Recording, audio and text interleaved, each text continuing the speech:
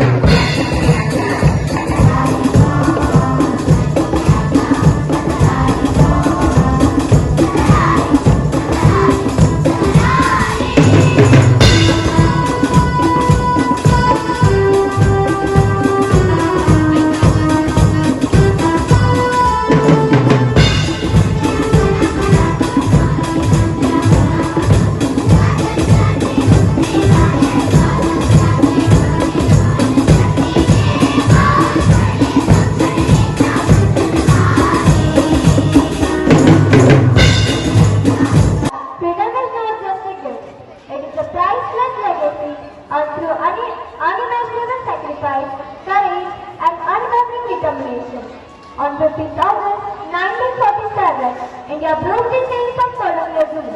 But true independence is not only about political freedom. It is about freedom to dream, to innovate, to learn, to question, to create, and to make our nation stronger every single day. Our freedom.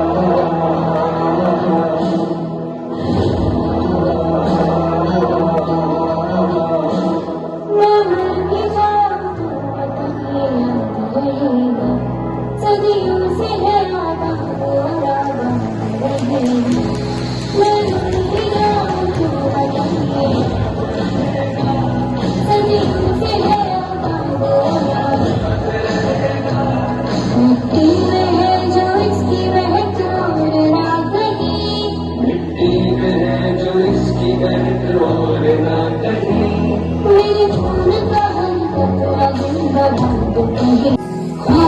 ये भी है बड़ी मेरे देश की कहानी, बाजुओं में इतना गम के पलट दे रवानी, किशों ने लुटा दी इसकी शान में जवानी, एक पल न सोच पड़े जान भी गवानी।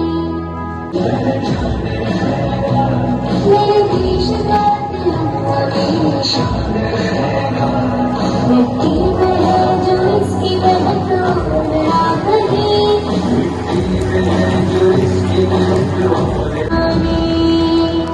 पर एक नाम टूटती हमारी, वतन ये सदियों से है हमारे वाला।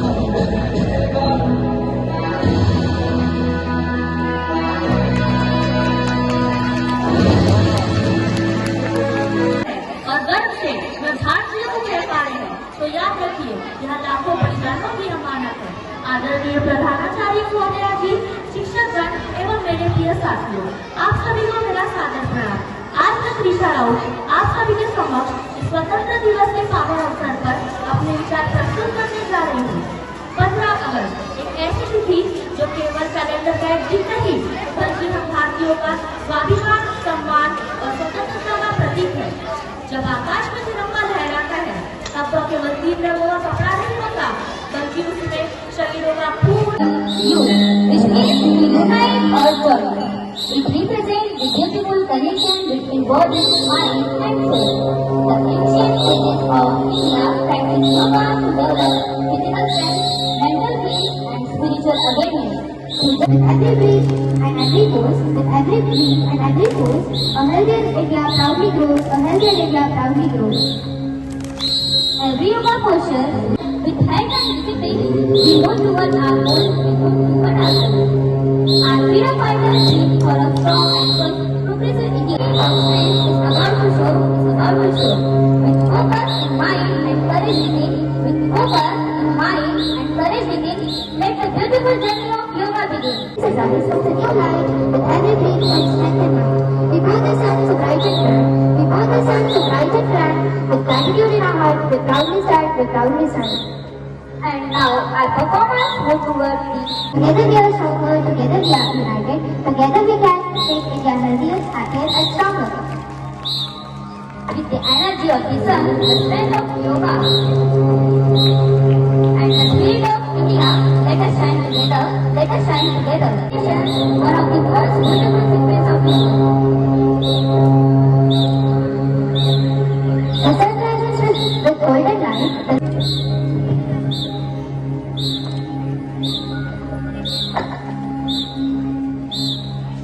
Each pose flows to the next, creating a ball rhythmist ball. Yoga is not only a form of exercise, but also a way of life. It teaches us to come together and create something even more beautiful, a symbol of unity.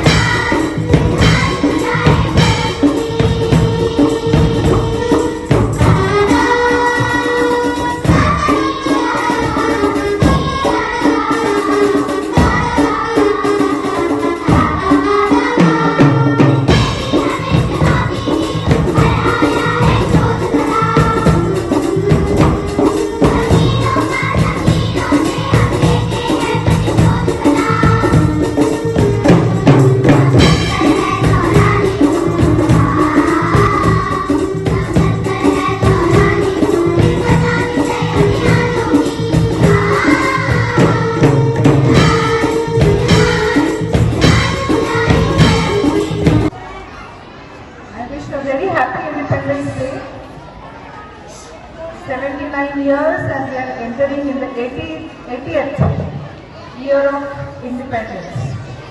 A happy Independence Day to all the students, teachers, parents, fraternity.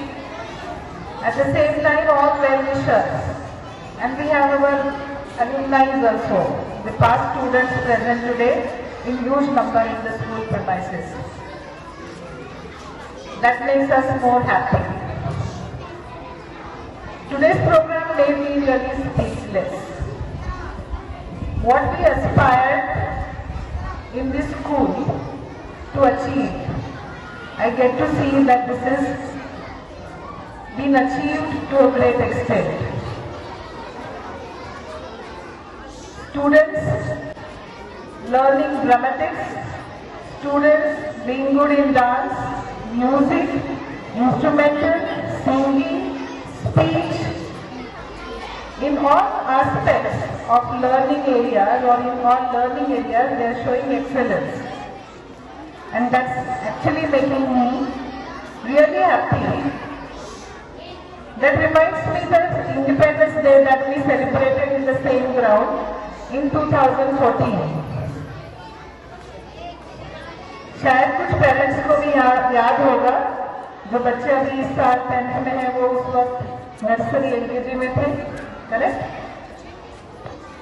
2014 का जो independence day हमने यहाँ celebrate किया था, that was the very first programme of school in this premises.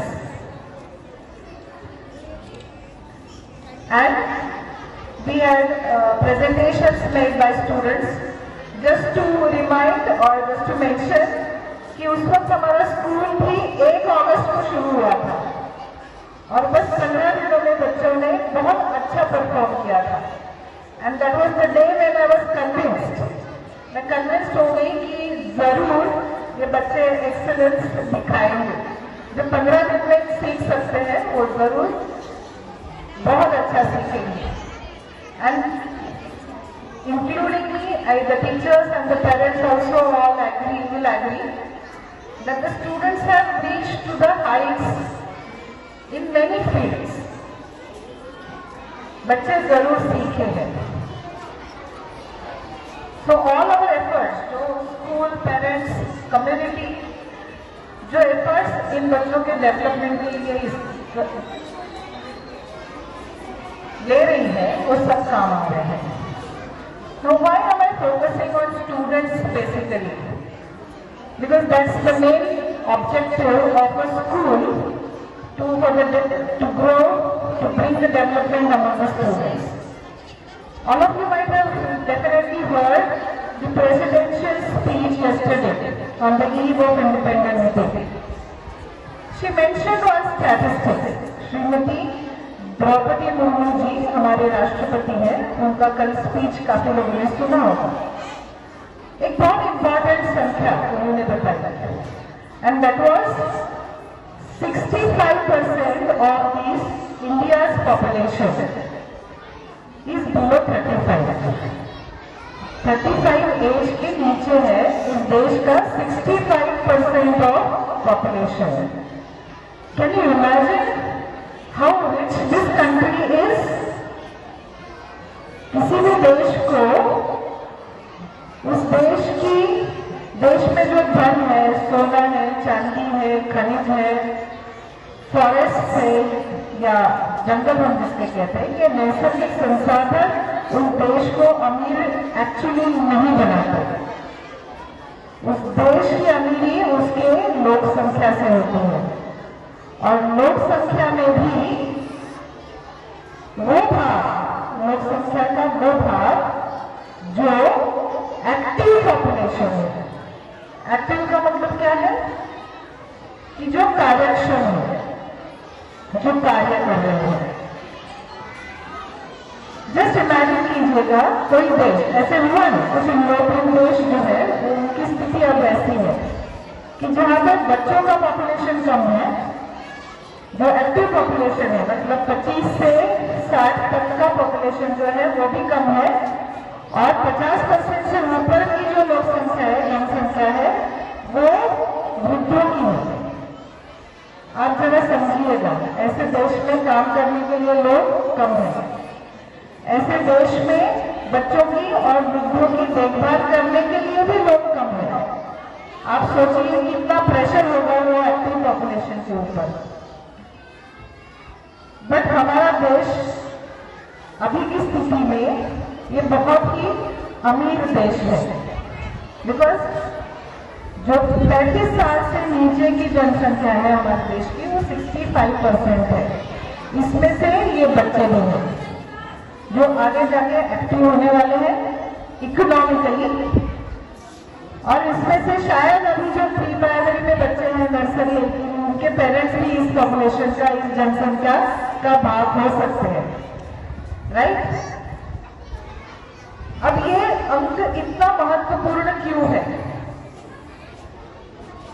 क्योंकि यही वो जनसंख्या है जो अलग अलग क्षेत्र में काम करेगी, बुद्धि के क्षेत्र में, श्रम के क्षेत्र में। और जितने ज्यादा लोग इकोनॉमिकली एक्टिव यानी आर्थिक दृष्टि से एक्शन में रहेंगे, उतना ज्यादा इस देश की प्रगति हो सकती है। इसीलिए वो स्लोगन है कि ना ही ये सिर्फ स्वतंत्र भारत है, बट इस भारत को हमें विकसित भारत बनाना है। क्या ये सिर्फ नारेबाजी है विकसित भारत? नहीं, ये उसके पीछे का बेस ये है कि ये विकसित हो सकता है।